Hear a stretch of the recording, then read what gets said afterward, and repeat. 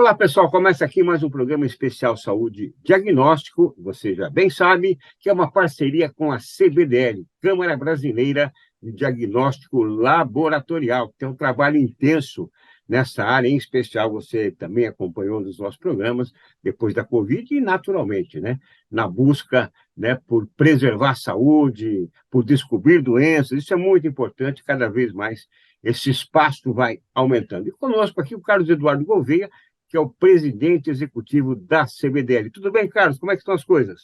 Tudo jóia, Elias. Olha, muito obrigado mais uma vez por estar conosco.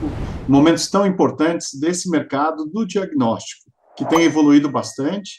E esse congresso agora vai ser uma das grandes demonstrações aí do dinamismo, da versatilidade, da inovação que o segmento tem trazido exatamente para promover o acesso a terapias cada vez mais eficazes. Como eu já disse, o diagnóstico precoce e preciso fazem toda a diferença nessa jornada do paciente. Perfeito. Bom, nós já fizemos um programa, né, de apresentação do Congresso, do 54º Congresso Brasileiro de Patologia Clínica e Medicina Laboratorial, que aconteceu em outubro no Centro-Sul, no Centro de Convenções de Florianópolis, em Santa Catarina, mas trouxemos um material riquíssimo de lá.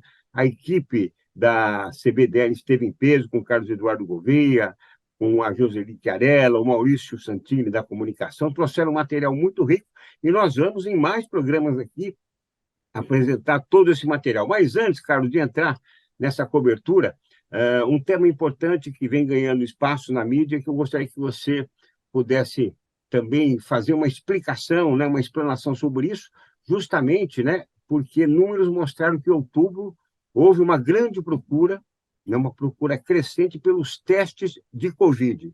O que é que isso expressa? O que é que isso representa?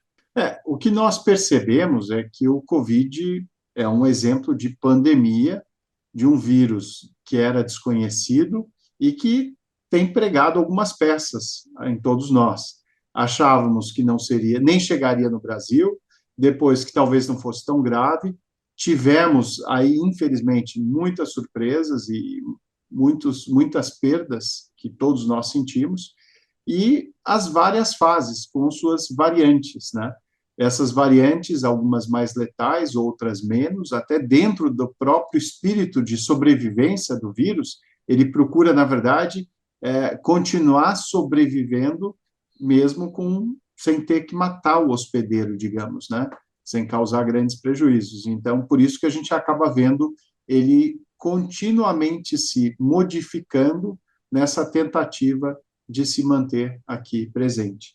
E essas novas variantes, muitas vezes elas são menos letais, mas elas se dispersam muito mais frequentemente. Foi o que nós vimos no final do ano passado, e agora, recentemente, vimos alguns picos em vários países, e no Brasil também, algumas demonstrações de que ele voltou a ocorrer com uma frequência maior. Tivemos esse episódio que você comentou, e agora, essa semana, também teve uma notícia do Instituto Todos pela Saúde, também demonstrando que em alguns laboratórios de grande volume isso aconteceu também, né? Então, é uma preocupação, a gente tem que trabalhar para, de fato, evitar as possíveis contaminações, obviamente mantendo ainda alguns dos cuidados, ficando atento a qualquer sintoma para ver se é um vírus SARS-CoV-2 ou se é uma influenza. Em qualquer uma das situações, pessoas com mais vulnerabilidade ou que tenham algum tipo de comprometimento, elas podem, obviamente, ter essa infecção causando algum problema mais grave até. Então, a gente tem que ficar alerta, tem que continuar tomando os devidos cuidados, e o diagnóstico, obviamente, é a melhor ferramenta para dar a informação correta, né? É uma influenza? É o vírus do Covid? É alguma outra coisa? Que cuidados eu preciso ter? Então, esse é o recado principal, né? Eu acredito que ele não vai embora, ele vai ficar aqui, vai virar alguma coisa, obviamente, vai sair do estágio de pandemia, de endemia, e vai ser um vírus adicional que a gente vai ter que conviver, né? Então, tem que ficar sempre atento. Nós temos os testes laboratoriais rápidos, né, os autotestes, justamente para poder, né, identificar, detectar qualquer tipo de movimentação nesse sentido. E também, Carlos, quero te parabenizar, né, pelo artigo Ética na Saúde, o papel da autorregulação para a transparência do mercado. Queria que você trouxesse um pouquinho também dessa reflexão do artigo. O que nós vemos é que o mercado de saúde ele precisa de sustentabilidade. Os recursos são sempre escassos, mas existem, né? Então, qualquer desperdício, seja pelo mau uso, pela ineficiência, ou pior de tudo, pela corrupção, ele traz graves danos para a sociedade como um todo.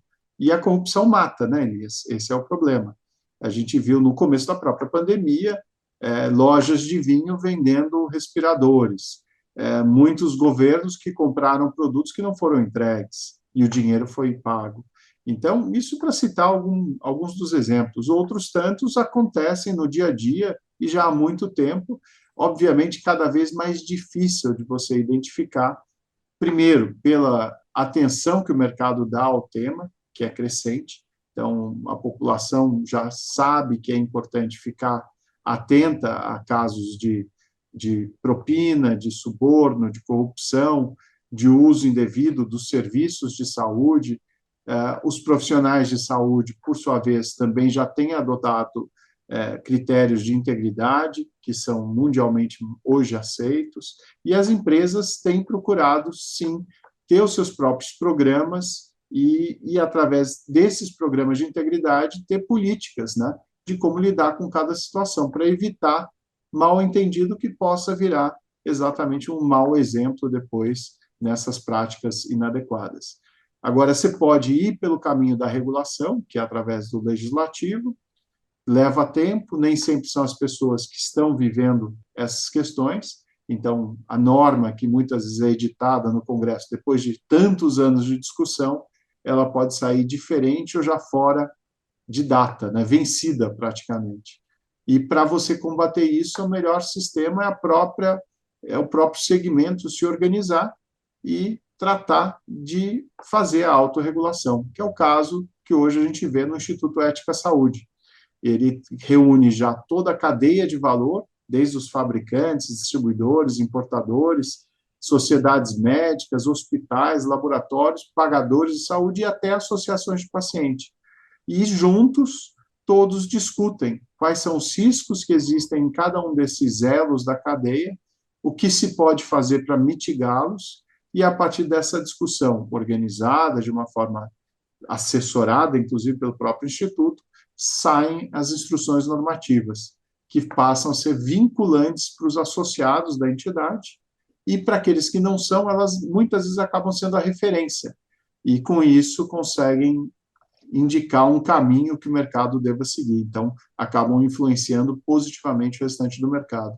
Então, a autorregulação, ela é sim um mecanismo ágil, que pode ser atualizado e muito eficaz contra esses problemas que nós vemos no caso da corrupção na área da saúde, que a gente tem que combater exatamente para promover a vida, promover a ética e a sustentabilidade do setor.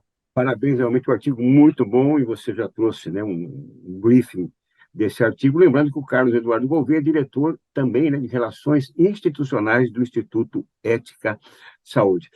Bom, vamos entrar então nessa cobertura que nós fizemos, né, intensa, do 54º Congresso Brasileiro de Patologia Clínica e Medicina Laboratorial, que contou, inclusive, com destaques da área da saúde, palestrantes e painelistas importantes como o próprio Carlos Gouveia, assim como empresas do segmento que expuseram seus produtos, muitas delas associadas à CBDL. Ô, Carlos, então, assim, dentro disso, nós tivemos de 3 a 7 de outubro esse congresso, dia 3, o pré-congresso, né?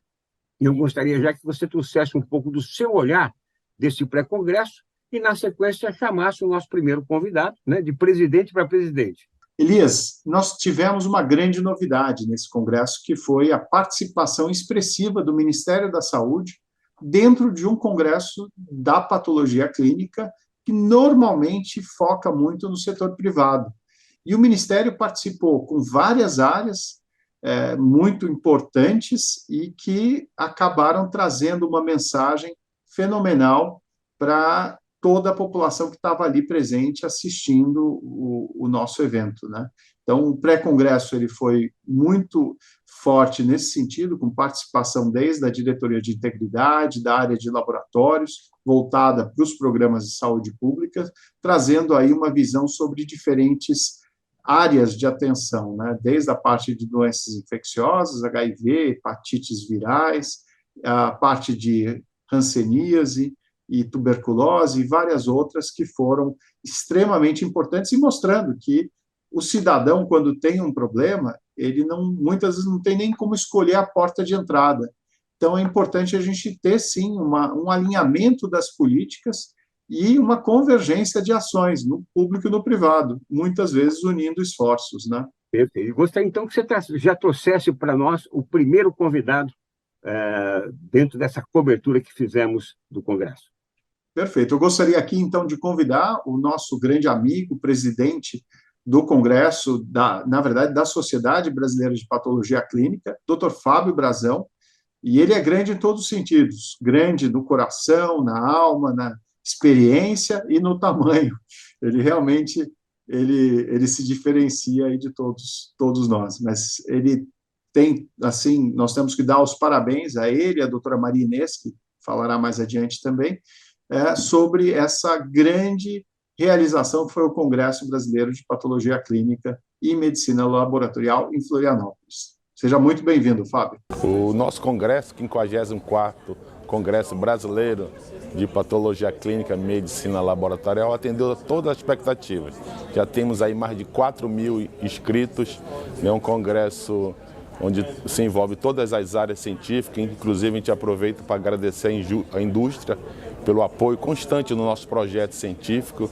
O congresso aí temos mesa redonda, conferência, temos as palestras magnas, vamos ter um encerramento aí com o nosso campeão mundial de vôlei, o Tandy, né, com uma palestra A Vida é um Jogo, e o congresso está recheado de todos os profissionais do laboratório, aqueles profissionais que durante a pandemia de Covid-19 fizeram a diferença, né? O laboratório clínico apoiando no diagnóstico laboratorial e, obviamente, apoiando a conduta do médico assistente. Então, só tenho a agradecer a todos que estiveram aqui conosco e desejamos saúde e sucesso a todos. Está aí, portanto, o doutor Fábio Brazão, que já participou, né, não só hoje, mas também de outros programas conosco aqui no Especial Saúde Diagnóstico. Carlos, você está com uma agenda incrível, cada hora no lugar, ou seja, os eventos presenciais voltaram, né, a todo vapor. Como é que foi essa experiência, né, do presencial nesse congresso que você acompanhou, que nós estamos fazendo a cobertura agora? Bom, o congresso em Florianópolis foi um grande sucesso. Pessoas do Brasil inteiro conseguiram vir, conseguiram assistir, estão presentes em todos os estandes, nos diversos ambientes de aula, e de uma forma, assim, impressionantemente positiva. Então, com muita saudade, com muita energia e com um sentimento de necessidade de troca de experiências, como há muito tempo a gente não via. Isso, acho que tem sido uma indicação de que o presencial ele vai voltar, obviamente não numa forma exclusiva, e aí a vantagem da tecnologia é mostrar que hoje você pode, numa mesma aula, atingir todo aquele teu público que está ali assistindo dentro daquele ambiente, né, daquele auditório, daquela sala de aula, mas também você consegue compartilhar com todas aquelas pessoas que não puderam, por algum motivo, viajar, estão lá do outro lado da tela e que vão assistir também. Obviamente, não talvez na mesma qualidade e intensidade de quem está aqui num ambiente de congresso, porém, vão ter, sim, a oportunidade de compartilhar com os grandes especialistas. E esse congresso marcou muitos pontos por conta disso, né? A qualidade dos professores, das aulas, é fenomenal. O duro é você conseguir assistir tudo. Muitas vezes são aulas concorrentes em termos de horário, mas aí não tem jeito. Você citou, né, a participação maciça de integrantes do Ministério da Saúde. Vamos trazer, então, o primeiro convidado ligado ao Ministério, que é o Alisson Bigolin, bioquímico especialista no diagnóstico de IST, justamente do Ministério da Saúde. Doutor Alisson Bigolin, muito obrigado mais uma vez por fazer possível esse nosso evento pré-congresso, em que a gente une Ministério da Saúde, Anvisa, Sociedade Brasileira de Patologia Clínica e a indústria através da CBDL. E eu acho que sua fala foi muito interessante para mostrar essa união não só como possível, mas principalmente como necessária. Qual a sua visão em termos de engajamento e de adesão para os programas de saúde pública do Ministério da Saúde nessas áreas das doenças infecto-contagiosas? Perfeito, Carlos. Obrigado pela oportunidade. Acho que realmente esse momento é muito oportuno de aproximar a sociedade, a comunidade, a iniciativa privada e a iniciativa pública.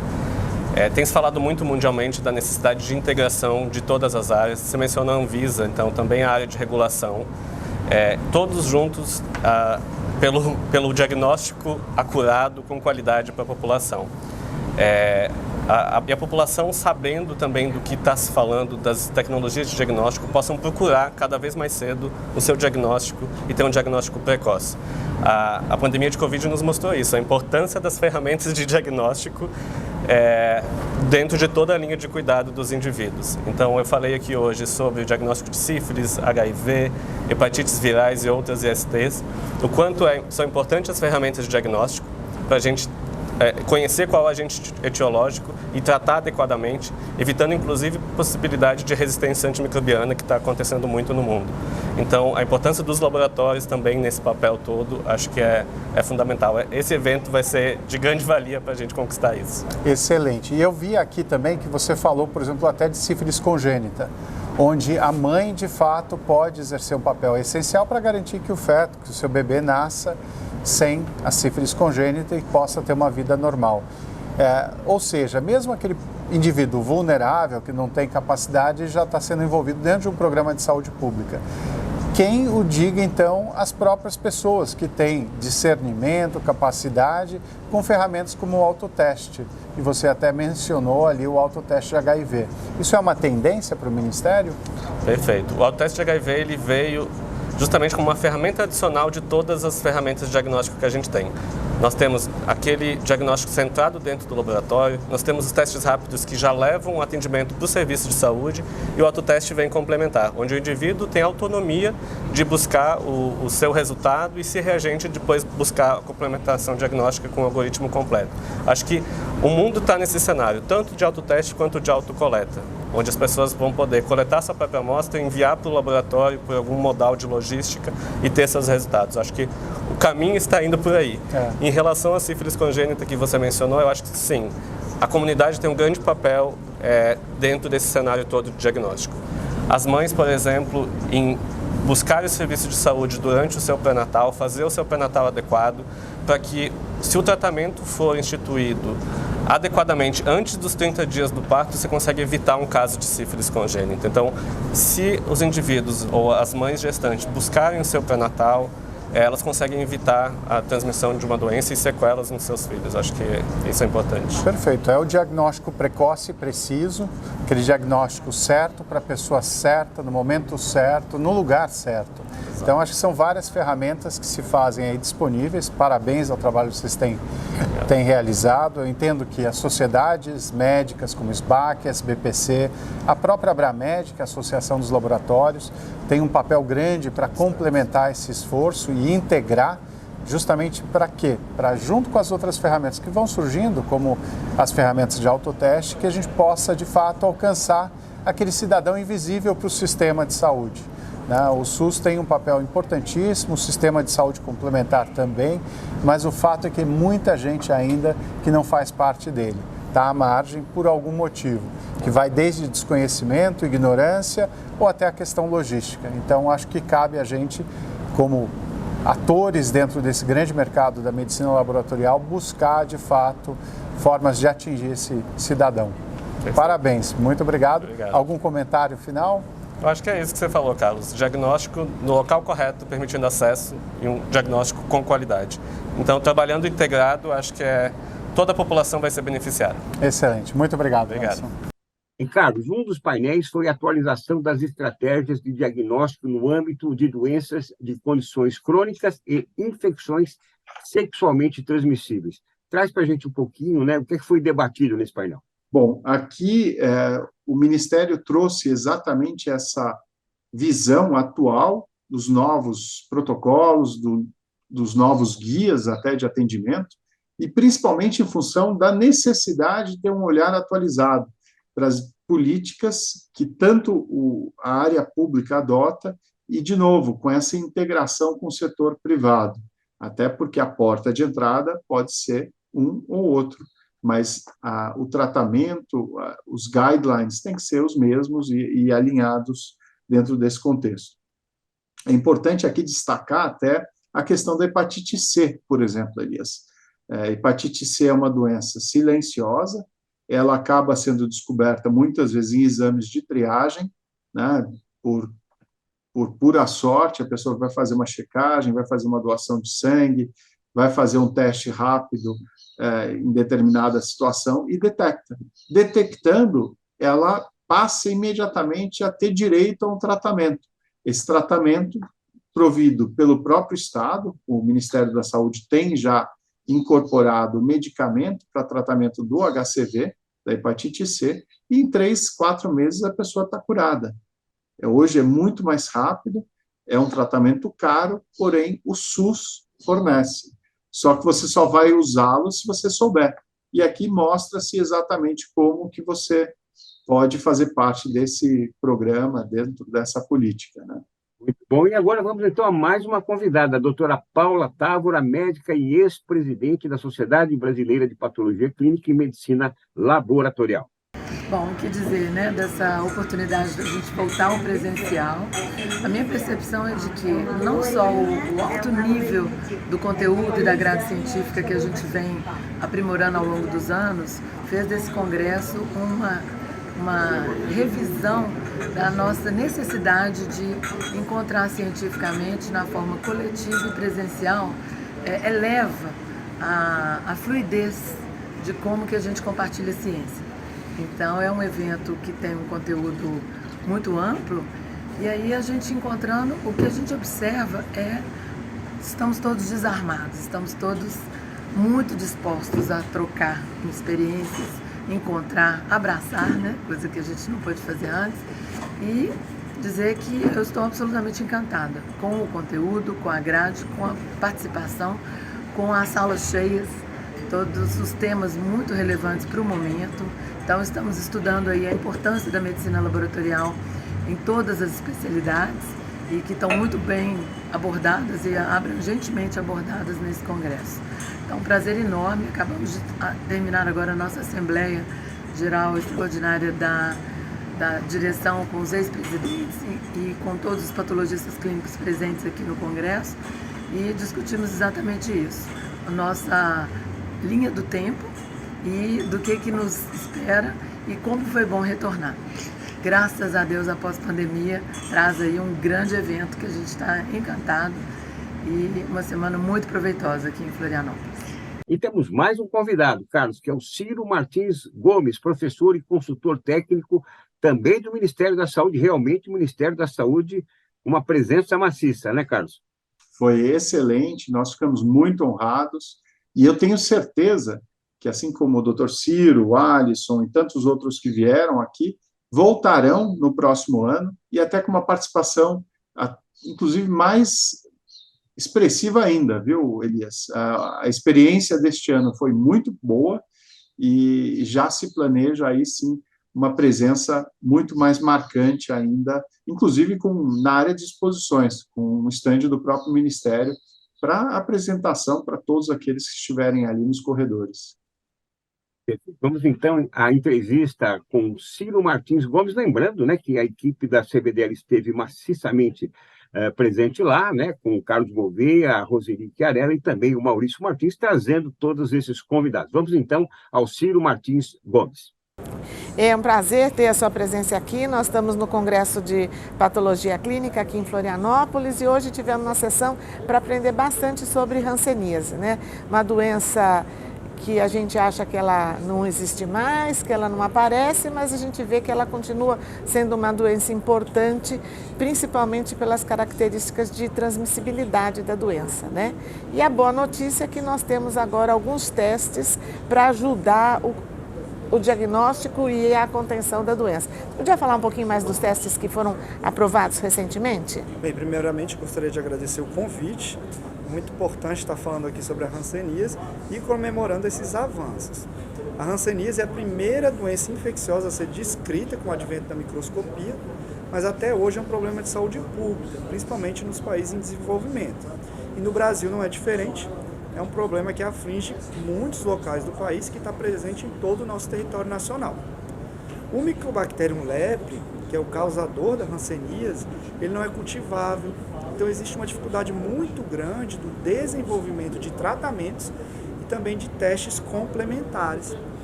Até hoje o diagnóstico da hanseníase é clínico.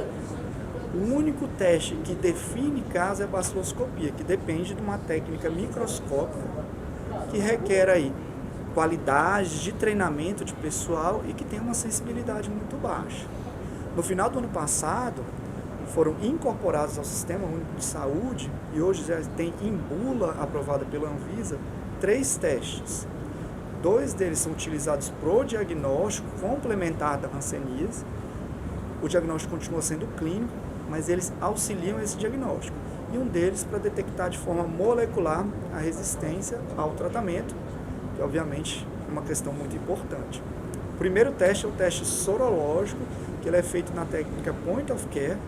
O paciente que é contactante de alguém que teve a hanseníase, ele chega na unidade básica de saúde e faz aquele teste. Na positividade, obviamente que no primeiro momento eu não posso afirmar a hanseníase, mas aquilo vai levar o paciente para um cuidado mais personalizado e para o diagnóstico mais precoce da hanseníase. O que é mais importante são as previsões que foram dadas de custo-efetividade dessa tecnologia, que a sorologia não só pode apressar e acelerar o diagnóstico da doença, mas também vai ter um impacto muito grande na quebra da transmissão. E hoje é a prioridade número 1 da Organização Mundial da Saúde no combate da hanseníase, é sim a quebra da cadeia de transmissão. Isso espera-se que em torno de 10 anos nós teremos uma redução muito importante dos casos no Brasil. E o segundo teste diagnóstico é o teste molecular, que ele funciona como a maioria dos testes moleculares, mas ele visa melhorar a sensibilidade ou detectar mais precisamente os casos iniciais de hanseníase, que porventura tenham gerado dúvida no diagnóstico clínico. E a terceira felicidade é o diagnóstico molecular da resistência bacteriana. A resistência bacteriana é um mecanismo muito parecido com o da tuberculose. Então são genes já descritos que devem ser detectados. E a gente sabe que a técnica do sequenciamento genético não existe um kit único para a comercialização. E essa incorporação vai melhorar o uso em laboratórios e poder otimizar a parte de compras e vendas e disponibilização, tanto no SUS quanto nos laboratórios privados, dentre outros. Então isso a gente acredita que vai ser um avanço muito grande para combate à doença. O teste rápido a gente vê como a melhor possibilidade do teste certo, no momento certo, para o paciente certo, pela facilidade de fazer. Os testes moleculares, eles requerem uma pequena estrutura laboratorial para fazer, mas o Covid melhorou isso, né? Nós vamos andar a passos mais largos agora com os testes moleculares, né? Foi feita uma capacitação grande da rede, né? Ah, com certeza. Apesar da incorporação ela datar do fim do ano de 2022, pelas regulamentações, já existem treinamentos sendo realizados por meio de doações dos próprios laboratórios e do Ministério da Saúde. Eu costumo dizer que no caso da hanseníase o problema não é o teste, sim a doença. A forma com que a doença funciona, tendo um caráter muito mais imunológico do que infeccioso, requer uma combinação de testes. Então, num primeiro momento, no contactante, a gente utiliza o teste rápido, que ele vai ser acessível, rápido, técnica point of care, mas apesar dele não dar o diagnóstico preciso na hora, ele direciona para a realização da técnica molecular, que é uma técnica que tem crescido cada vez mais e está cada vez mais barata e de fácil otimização. Então, o parque tecnológico com a Covid, ele está presente em todos os estados, porque é baseado na tecnologia de PCR multiplex. A gente acredita que o treinamento também dos profissionais com a Covid pode ser apenas transferido por realização do teste molecular da hanseníase. E também a possibilidade de testar a multiresistência melhora a qualidade do tratamento, né? O tratamento fica mais certeiro, né? Isso, nós estamos falando de doenças que são as micobacteriosas, que quase não tem antibiótico. A gente tem 5, 6 que são efetivos, mas se a gente compara outras bactérias piogênicas, Por mais que a gente reclame que não tem novas medicações, quando a gente passa isso para as micobactérias é um cenário muito mais assustador, tem muito menos drogas. Então, monitoramento em massa, como o Ministério da Saúde prevê, de cepas resistentes aos antibióticos, ele é muito importante.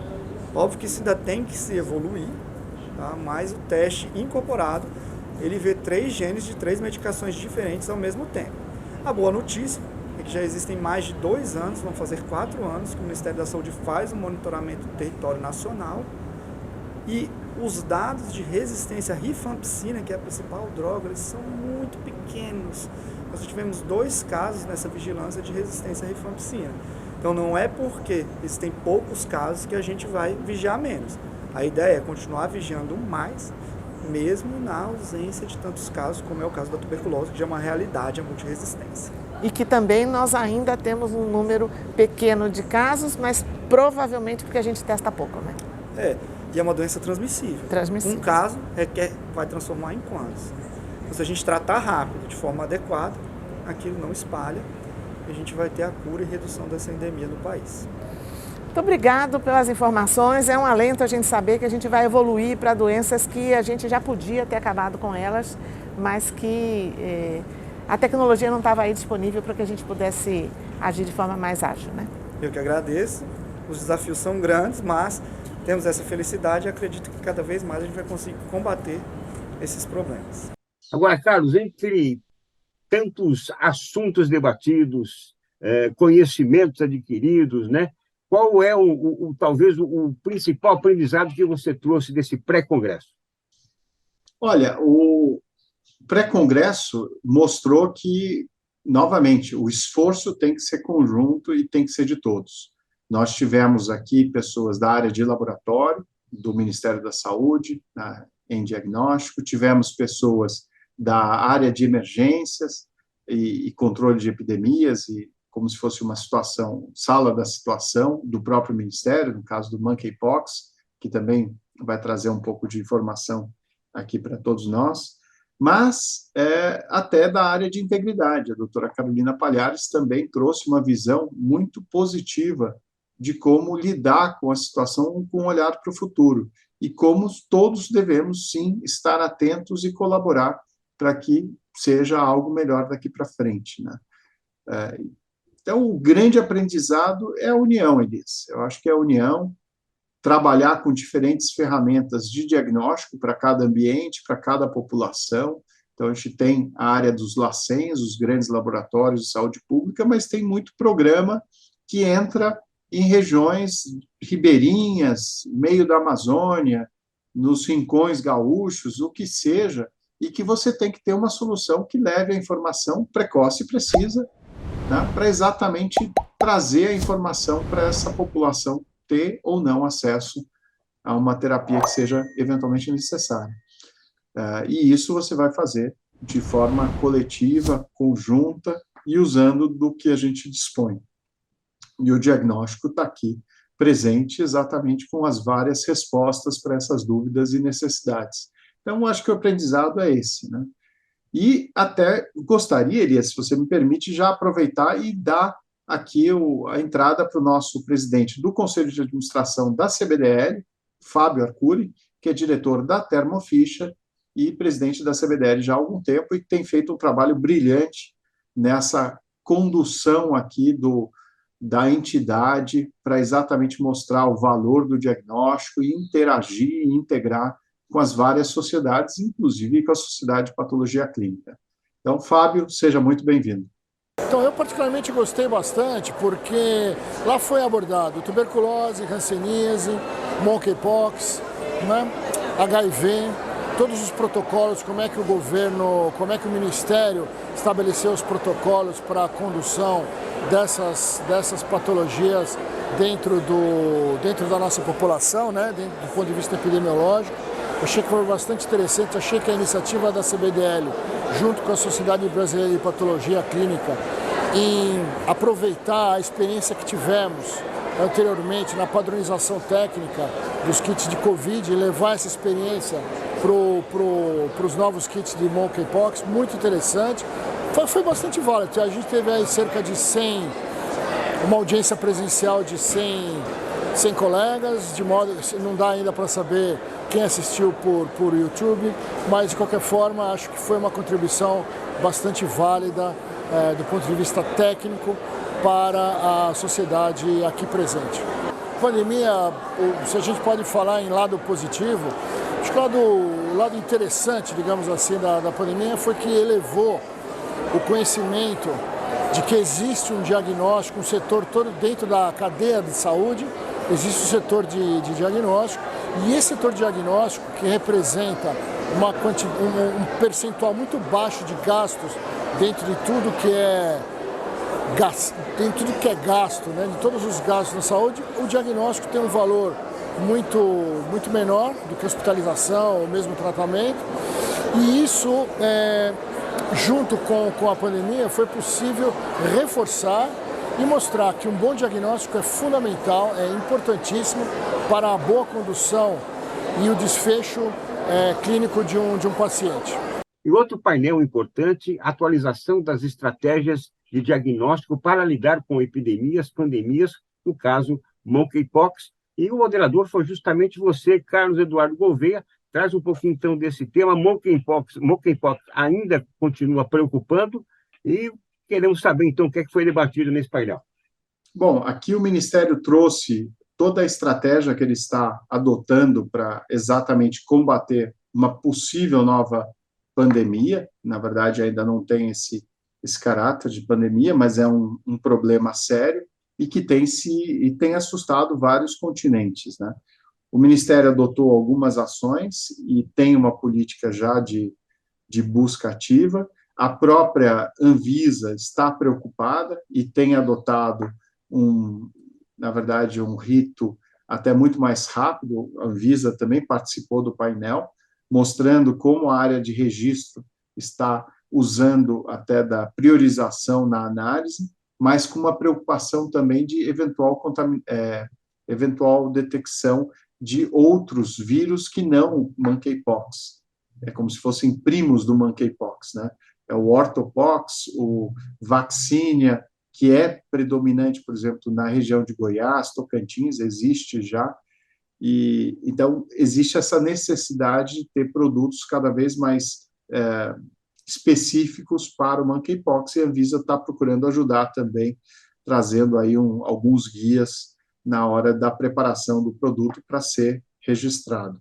O Ministério, por outro lado, já montou todo um sistema de atuação integrada com os estados também para monitorar os eventuais casos e dar os alertas, né? E, por outro lado, a gente já tem no Brasil hoje uma estrutura de sequenciamento que pode, inclusive, nos ajudar, que serviu para o COVID, e são os equipamentos de NGS, sequenciamento de próxima geração, que podem ajudar também a monitorar as eventuais variantes que surjam, novas cepas desse vírus. E, por fim, foi um destaque também o próprio Álvaro Fulkineri, trazendo a estrutura do programa de avaliação de kits, que funcionou muito bem para o COVID, e agora já está à disposição para atuar também, no caso de monkeypox, para outros que surjam. Então, a gente tem aí um panorama de ações que já estão em andamento e que, obviamente, vão servir para esse caso monkeypox, mas também já são um legado dos aprendizados anteriores para situações futuras aí que nos aflijam, né? E até aproveitando, a gente falou do Ministério, e agora convidar a doutora Carolina Palhares também para falar um pouco. Eu já comentei dela há pouco tempo, mas ela fez uma apresentação brilhante, como sempre, mostrando as ações, que são várias, com uma estrutura reduzida, porém extremamente eficaz, e que vai mudar a forma de conduzir e gerir contratos de grande valor, inclusive com o próprio Ministério e recursos públicos da área de saúde. Doutora Carolina, muito obrigado. Seja muito bem-vinda aqui ao 54º Congresso de Patologia Clínica. Acho que para todos que estão presentes, laboratórios, públicos, privados, indústria, academia, todos aqui presentes, acho que vão ter uma oportunidade de ver o que o Ministério está fazendo. E muita mudança nesses últimos tempos em termos de integridade e compliance. Poderia nos dar assim, um pequeno resumo do que vai ser falado daqui a pouco na sua palestra? Sim. O Ministério da Saúde hoje tem uma estrutura específica para combate à fraude, corrupção e para fomento da integridade, que é a Diretoria de Integridade. E a gente atua nas 3 principais vertentes de fomento da integridade: prevenção, detecção e punição. Então, na prevenção, a gente orienta os nossos profissionais do que é o certo e errado, o que a gente espera deles e o que vai acontecer se não fizermos o certo, de forma que todos tenham clareza de que pode, o que não pode, quem pode o que e tudo mais. Tem regras claras em relação a vários processos. Nós temos um projeto de combate ao conflito de interesses dentro do nosso plano de integridade, que é o nosso planejamento de ações de combate à fraude e corrupção do biênio 22-23. E a gente tem uma equipe específica para fazer avaliação preventiva de contratos. Nós analisamos alguns dos contratos do Ministério e uma equipe que apura denúncias de fraude e corrupção. E toda vez que a gente identifica uma situação irregular, a gente toma medidas internas para sanar o problema, mas também para responsabilizar as pessoas envolvidas. Então, nós temos uma série de medidas que já trouxe bastante resultado positivo para o Ministério e para o SUS em relação ao combate à corrupção. Excelente. Eu vejo que isso vem até em mudança da própria legislação. A gente tem uma nova lei de licitações que prevê algumas alterações e aí o programa de integridade vai ser algo que tem que começar a fazer parte não só das grandes empresas, hoje objeto da lei, mas acho que vai ser um efeito cascata para todas, e o próprio Sunshine Act, que está sendo discutido e que provavelmente logo a gente deve ter alguma novidade. Sim, o Sunshine Act é uma medida que já existe em vários dos países, que é uma proposta de regulamentar a relação da indústria farmacêutica com os médicos e com os profissionais que tomam decisões em gestão pública. A ideia é definir as regras claras para garantir que todas essas pessoas tomem decisões pelo interesse do paciente e pelo interesse público. Esse é o objetivo e isso faz parte do nosso projeto de combate ao conflito de interesses. Então, acho que transparência é a palavra-chave, porque assim as pessoas podem, de fato, seja o gestor público ou mesmo o ente privado, tomar uma decisão que é fundamental para a vida de uma pessoa, baseada em evidência e em critérios objetivos. Parabéns, muito sucesso e conte conosco. Instituto Ética Saúde, CBDL, SBPC, Abramed, todas as entidades que fazem parte desse nosso ambiente. Muito obrigado. Obrigada. E mais uma personalidade da área da saúde que participou do 50º Congresso Brasileiro de Patologia Clínica e Medicina Laboratorial é o Dr. Armando Fonseca, que já esteve conosco aqui também no Especial Saúde Diagnóstico. Ele é médico e ex-presidente de 2 entidades importantes, que é a SBPC-ML e também da SBTI. Vamos acompanhar o Dr. Armando Fonseca.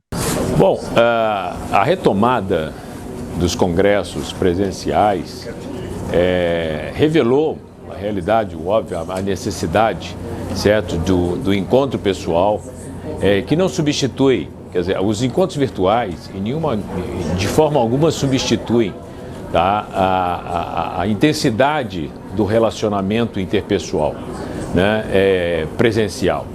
Isso é uma prova que os congressos que nós temos frequentado ultimamente têm apresentado um número de público relevante, superior até às últimas edições que ocorreram antes que houvesse o evento da pandemia, que evitou, evidentemente, a aglomeração de pessoas e, com isso, interrompeu os congressos presenciais.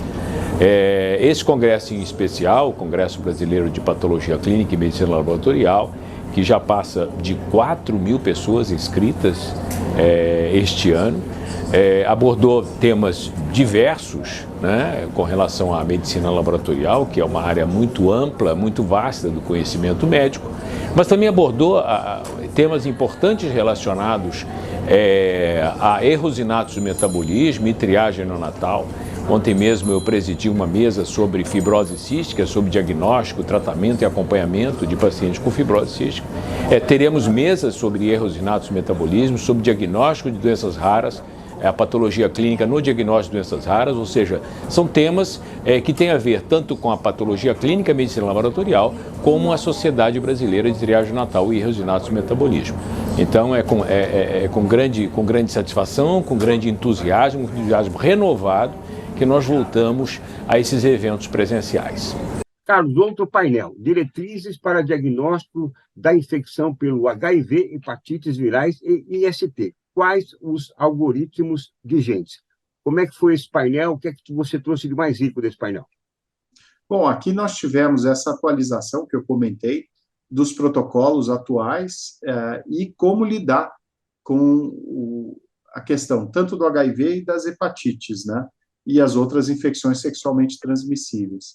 o Ministério tem buscado uma atualização frequente e a combinação de diferentes testes, e aí desde o teste rápido, que hoje o Brasil tem um volume muito grande, a adoção de forma efetiva do autoteste como ferramenta até para a população complementar, e aí o Ministério tem uma política muito interessante, em que o próprio indivíduo que busca, ele acaba podendo tirar mais testes para compartilhar com seus conhecidos, parceiros, de uma forma muito efetiva, inclusive para evitar que pessoas deixem de ir à busca. Muitas vezes a pessoa não se sente confortável, não tem dinheiro para comprar na farmácia, mas também não tem a coragem de ir até um CRT ou uma área específica de atendimento à população. Então, muitas vezes as pessoas podem, sim, ser os atores aí efetivos nessa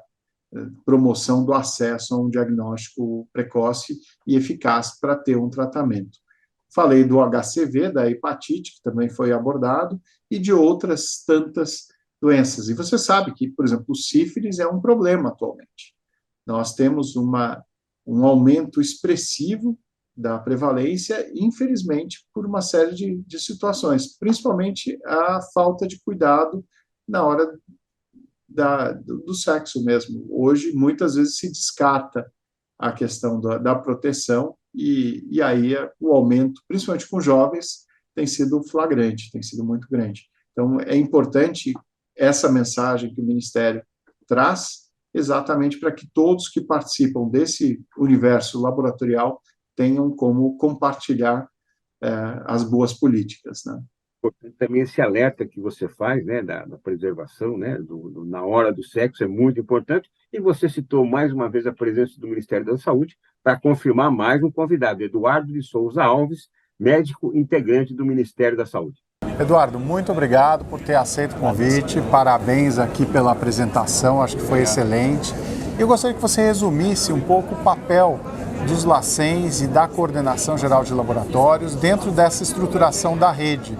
E, principalmente, também falar um pouco sobre essa questão da necessidade de incorporar os laboratórios privados num acompanhamento, até pela proximidade que eles têm, muitas vezes com o paciente e para referência aí para o SUS, para o sistema público. Claro, Carlos, é um prazer estar aqui com você hoje e com os demais colegas também que juntaram fala a mim sobre as ações do Ministério. Eu acho que o legal de trazer para vocês é sobre, principalmente, os avanços que a gente tem feito na rede. Acho que ficou mais do que claro a importância da rede de diagnóstico laboratorial, e aí a gente está falando mesmo da rede pública LACEN como um todo, a rede LACEN como um todo, como um baluarte para as ações de diagnóstico, mas é o que eu coloquei na minha fala, né? A gente não faz nada sozinho, a gente tem muitas mazelas ainda que assolam o país como um todo, e ter essa parceria também das organizações privadas é sempre interessante no intuito de fomentar mesmo o diagnóstico para todos os agravos, né? A gente comenta a Covid sobre um contexto de emergência em saúde pública, mas a gente tem aí o que a gente conversou de tuberculose, hanseníase, que são doenças seculares que ainda carecem de diagnóstico, de realmente ter o acesso da população a esse tipo de diagnóstico tão importante para a saúde pública. Então, eu acho que é um momento super oportuno da gente somar esforços mesmo. A gente fez vários avanços importantes no contexto da rede, mas eu acho que é aquilo que eu coloquei na fala, né? Sozinho a gente chega mais rápido, mas junto a gente chega mais longe. Então, eu acho que a gente está caminhando nesse aspecto. E eu achei fantástico a questão da diversidade de ferramentas que hoje o diagnóstico oferece e que vocês, até como rede, acabam lançando mão. Então, desde um teste imunocromatográfico, equipamentos de última geração, seja na identificação, detecção, até no sequenciamento, e até mesmo o point of care molecular, que acaba fazendo toda a diferença. Eu acho que a equidade do acesso ao diagnóstico é uma das grandes dificuldades do SUS, um dos grandes desafios, de fato. E a gente mesclar todas essas abordagens, metodologias para o complemento do diagnóstico, eu acho que é a maneira mais assertiva que a gente tem de alcançar os distintos públicos-alvos que a gente tem, né? Então, se você tem um país que tem diversas realidades distintas, né? Onde na região sudeste, por exemplo, a amostra chega você trabalha a malha logística em 2, 3 dias. Mas na região, na população ribeirinha, lá no Amazonas, talvez você precise de 5 dias de barco para essa amostra chegar no laboratório que vai fazer. Então, ter diferentes approaches, diferentes iniciativas para otimizar esse diagnóstico é o caminho. Assim, e é para esse intuito que a gente está trabalhando. Excelente. Olha, agradeço bastante. Acho que foi excelente. Conte com toda essa estrutura aí de possíveis parceiros, seja da iniciativa privada, laboratórios, indústria, academia, que acho que juntos com o Ministério da Saúde a gente pode ir longe. É isso. Legal. Obrigado. Dando sequência aos convidados, né, da CBDL, justamente no congresso promovido pela Sociedade Brasileira de Patologia Clínica, vamos também com o Dr. Carlos Ceni, ex-presidente da entidade. Primeiro que a gente viu foi a satisfação das pessoas se reencontrarem. Quer dizer, os abraços aqui, a saudade, o carinho que nós tivemos de todos os colegas que estão aqui e verbalizando a felicidade de nós estarmos nos encontrando novamente, né? Então, isto foi um primeiro destaque deste congresso. O segundo destaque desse congresso é que foi excelente em todos os termos. A programação científica foi maravilhosa. Eu acabei de sair de uma aula aqui, de uma reunião aqui, que foi assim algo maravilhoso, que mostrou os problemas todos do nosso Brasil no diagnóstico. Se falou muito na medicina privada, mas também não se esqueceu da medicina pública. O que nós da medicina privada podemos acrescentar, colaborar com os problemas sociais que nós temos. Nós sabemos que dentro desses problemas sociais, se houver uma honestidade, uma retidão, um caráter, alguma coisa muito bem dirigida, nós temos muito recurso para fazer e nós temos ilhas de excelência no SUS, que são hospitais maravilhosos, reconhecidos no mundo pela capacidade de produção científica que eles fazem. Então, esse balanceamento aí, a gente espera que algum governo venha e dê o norte para isso de uma maneira bastante satisfatória para toda a nossa população. Carlos, mais um painel importante, diagnóstico laboratorial da tuberculose ativa e latente como estratégia para a eliminação. Gostaria que você também trouxesse, né, o que é que foi debatido ali, o que é que se traz de mais importante desse painel. Bom, a tuberculose é uma doença antiga e assustadora, e normalmente ela acaba até atingindo pessoas que já tenham outras enfermidades. Então, é muito comum você ter, por exemplo, pacientes com HIV que acabem sofrendo depois de tuberculose também, é uma doença oportunista. E o pior é que a forma de contaminação dela é muito fácil, né? Na verdade, as gotículas, respiração, a tosse, o espirro, a proximidade de um paciente com tuberculose com outras pessoas sadias tem um impacto assustador. Todo mundo em volta tem aí o potencial de, infelizmente, se infectar também. É uma doença que tem o tratamento, só que o tratamento é muito longo. E por conta disso, por ser longo, são 6 meses ou mais até, e por ser muito longo, existe uma falta de aderência no tempo mínimo necessário. Então, a pessoa está com tuberculose, começa o tratamento e para. E isso, infelizmente, ainda traz o quê? Um problema grande de bactérias, micobactérias, no caso, multiresistentes a determinados antibióticos ou tratamento. Então, vai se agravando e você vai tornando aquele problema cada vez mais sério. Além da tuberculose propriamente dita, né, ativa, e que são os casos que já precisam de tratamento, muitas vezes as pessoas que estão ou tiveram algum contato recente, elas podem ser infectadas, porém não expressar a doença, e ela fica latente. esse caso da infecção latente da tuberculose, ele também precisa ser monitorado. E o diagnóstico hoje consegue exatamente prever isso, né? É um diagnóstico que a gente chama de IGRA, já aprovado pela Conitec, do Ministério da Saúde, e já implementado em alguns estados. São Paulo é um dos que está mais avançado e tem conseguido já bons resultados. Existe uma necessidade grande, foi apresentado, de como se fazer a implementação de forma correta, efetiva, tendo um bom monitoramento, porque se a pessoa for detectada com a infecção latente, ela já pode ser tratada e evitar que se progrida para uma tuberculose efetiva, né? Então, aqui a gente tem aí um bom panorama, uma boa discussão, e o Ministério está de parabéns pela política de saúde pública e que vai continuar avançando também nessa área específica. Bom, e agora nós temos o prazer também de falar com Fúlvio Facco, que é diretor-geral da Biden Insight e atualmente vice-presidente da CBDL. Fúlvio, seja muito bem-vindo. Bom, primeiramente, obrigado pela oportunidade de poder deixar essa mensagem aqui. É um prazer participar desse congresso depois dos momentos complicados, né, que tivemos com a pandemia.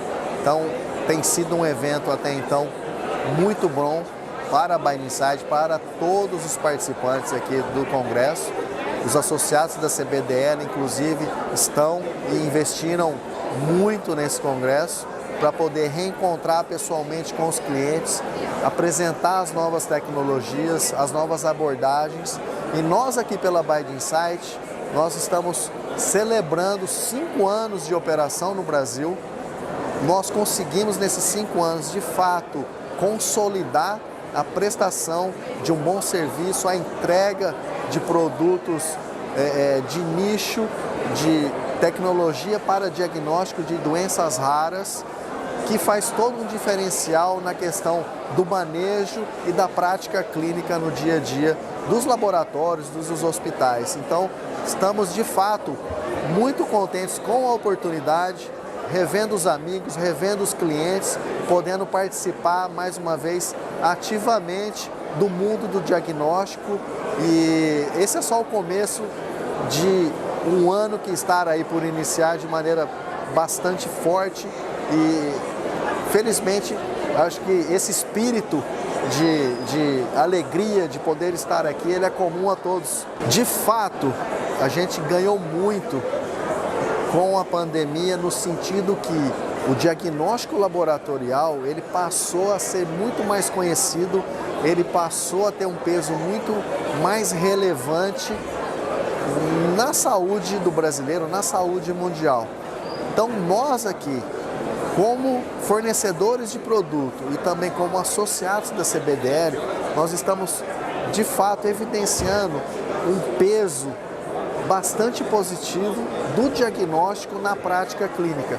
A gente vê que muito, vamos dizer assim, o mercado de diagnóstico ele conseguiu se capitalizar através dos exames de Covid e esse capital injetado no mercado de diagnóstico agora, ele está sendo refletido em novos investimentos em outras linhas. Isso está sendo muito benéfico para todos, não só associados da CBDL, mas também todos os outros participantes e fornecedores do diagnóstico in vitro. E temos então mais uma importante convidada aqui no Especial Saúde Diagnóstico, Cristiane da Silva Coelho, especialista em regulação da Anvisa GVIT. E a GVIT sempre presente conosco, viu, Elias? Eu agradeço mais uma vez, e em todas as ocasiões que a gente convida, ele sempre vem, e a Cristiane fez uma bela apresentação também. Hoje nós estamos aqui no SBPC, do congresso aqui em Florianópolis, e tivemos uma excelente atualização acerca dos critérios que a Anvisa tem usado para validar os kits de monkeypox, né? Todo um esforço para que a gente possa oferecer produtos com segurança para o mercado para testar essa doença que apareceu para a gente de uma forma abrupta. Então, você poderia falar um pouquinho dos critérios que são bastante importantes para a gente ter um kit registrado de acordo com as regras da RDC 36? Sim. No caso dos produtos para monkeypox, eles seguem mais ou menos os mesmos critérios dos demais produtos. Mas a gente frisa, a gente faz questão de destacar alguns aspectos muito importantes, que são especialmente o desempenho, principalmente a validação das amostras clínicas para determinação do estudo de desempenho de sensibilidade e especificidade, que é muito importante que essas amostras elas estejam caracterizadas corretamente por meio de sequenciamento genético, que sejam utilizadas pelo menos 30 amostras positivas e 30 amostras negativas. Então, o que é mais importante é justamente caracterizar essas amostras para que esse estudo de desempenho possa servir para validar esse produto comercial.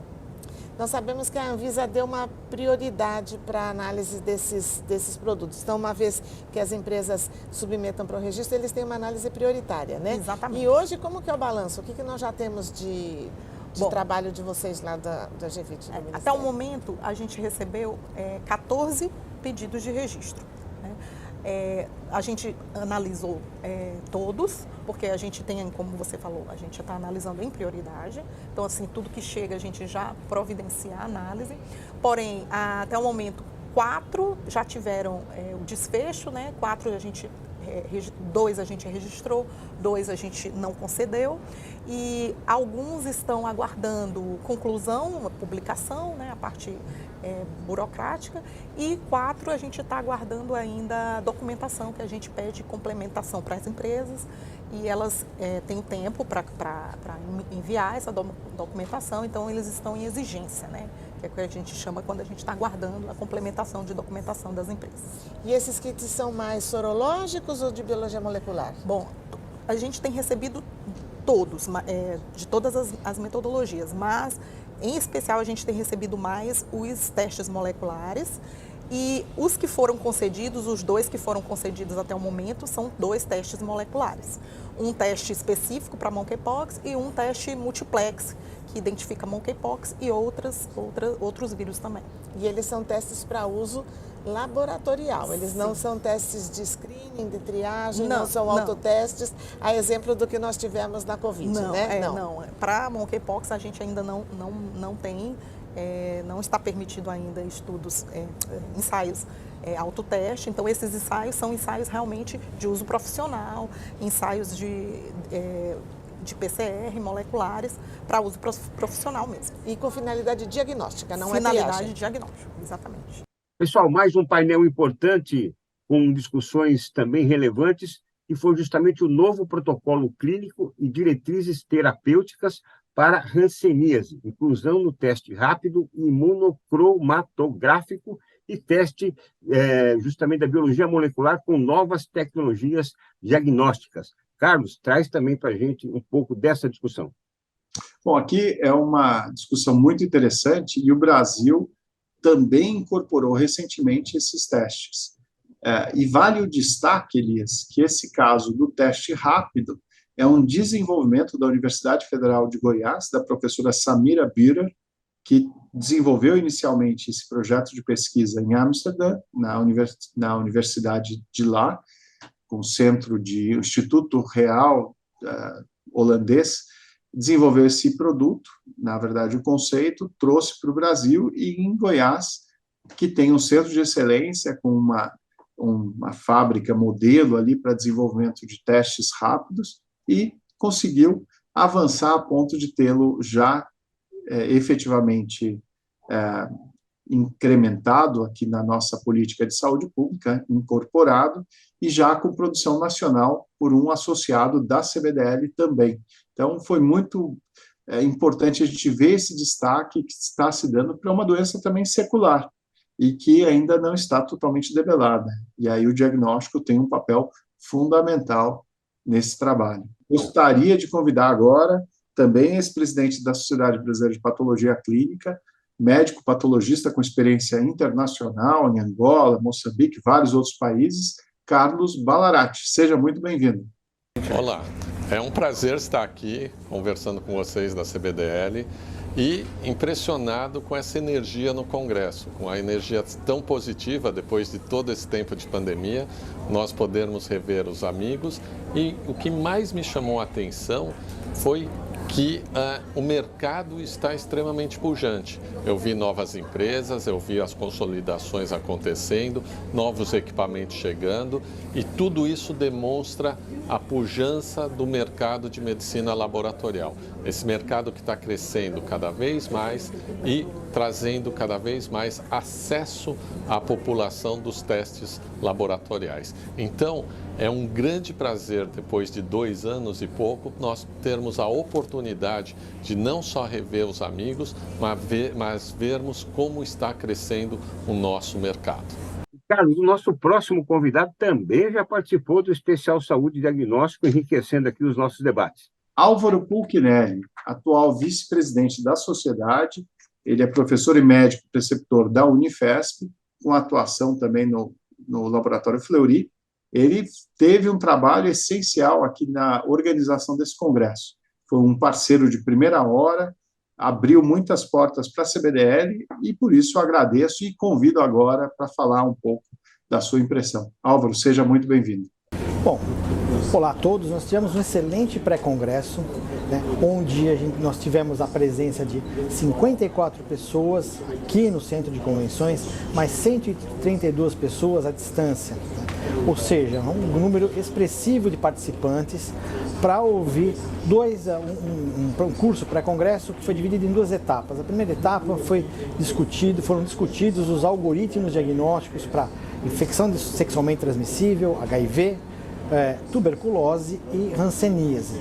O segundo momento foi onde nós discutimos o papel que o Ministério da Saúde tem no manejamento do monkeypox, como a Anvisa vem trabalhando a incorporação e a liberação dos novos testes que vem chegando no Brasil, quais são os passos que a Anvisa tem feito, e finalmente culminou com a nossa apresentação, onde nós mostramos o que foi o programa de avaliação de kits de coronavírus, né, para avaliação do teste da Covid-19, e o que nós pensamos que pode ser um novo programa baseado na demanda específica da monkeypox, ou seja, né, os novos testes que vêm chegando, as novas tecnologias que devem ser avaliadas para o uso dos laboratórios por todo o país.